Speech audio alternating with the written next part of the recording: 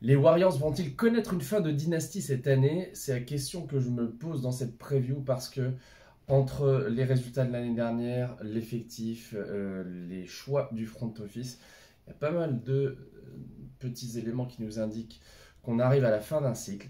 Donc on va commencer. Bienvenue sur le Seigneur des Arceaux. On continue la série des previews. Du côté d'un ex-champion, 4 titres récents avec une superstar, Steph Curry, qui a fait très mal à la France lors des JO et qui arrive en toute décontraction là au Media Day. On l'a vu détendu, souriant. Draymond Green est toujours là. On va commencer aussi par le point sur l'année dernière.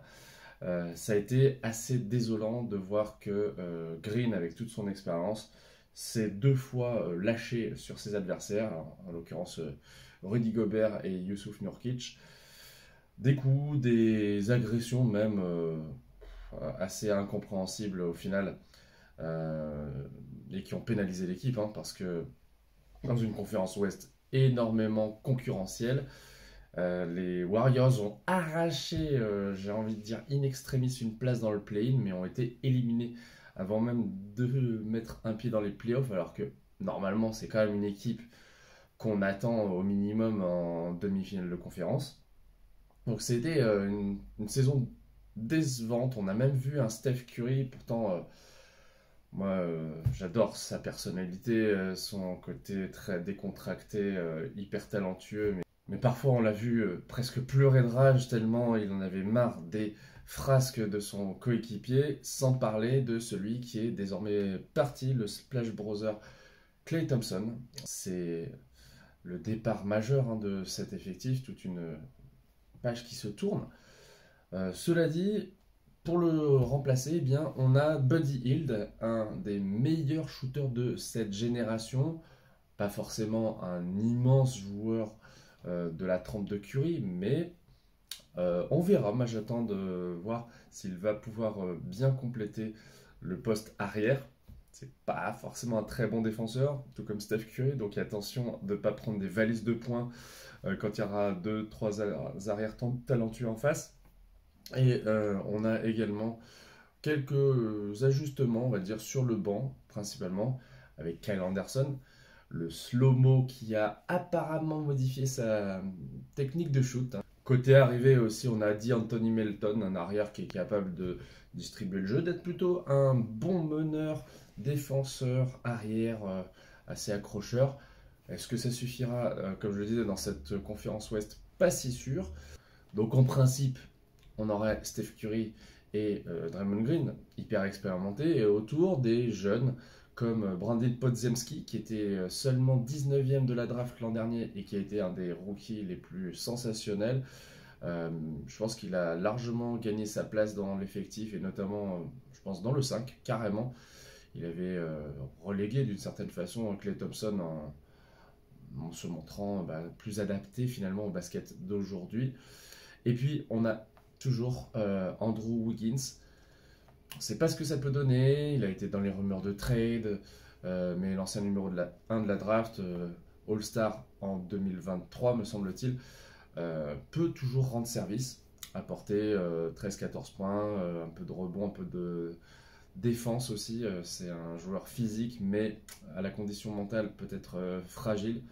Bon, faut dire qu'aussi nos joueurs NBA n'ont pas toujours des vies faciles malgré les millions qu'ils gagnent.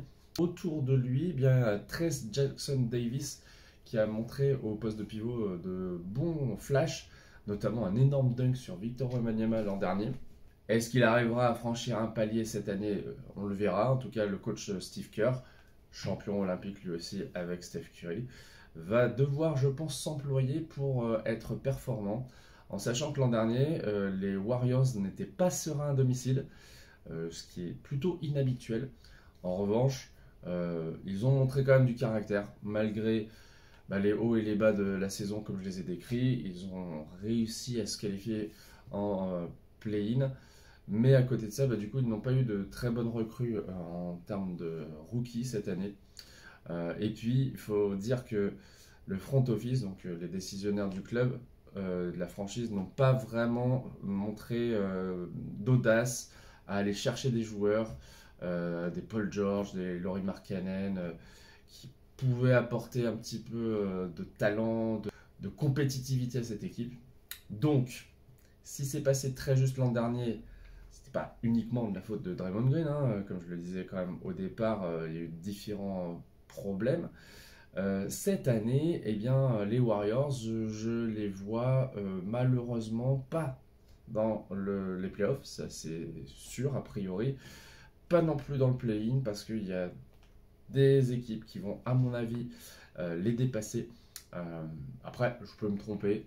On peut faire un trade au mois de février et puis ça trouve tout de suite un équilibre. Mais bon, ils ont perdu Chris Paul. Steph Curry a 36 ans, donc il va aussi peut-être parfois devoir être ménagé. Qui est-ce qu'il y a derrière? On n'a pas de gros scoreurs comme il y avait Jordan Poole. C'est pour ça que je suis un petit peu pessimiste pour ces Warriors, non seulement pour cette année, mais pour toute cette génération-là qui a été une génération dorée, sans mauvais jeu de mots, depuis 2015-2016 et tous leurs exploits. Voilà, maintenant je pense qu'il va falloir tourner la page tout doucement. Draymond Green, lui aussi, a été amené à peut-être changer de club. Il est toujours là, mais je suis pas sûr que tout reste bien en place. Euh, les Warriors ont vraiment intérêt à tout donner cette année. Sinon, ben, ça risque d'être une fin assez triste pour Steph Curry et ses copains. Bon, bien sûr, peut-être que je suis trop pessimiste, vous allez me le dire en commentaire, et on passe à d'autres previews dans les prochains jours. Salut!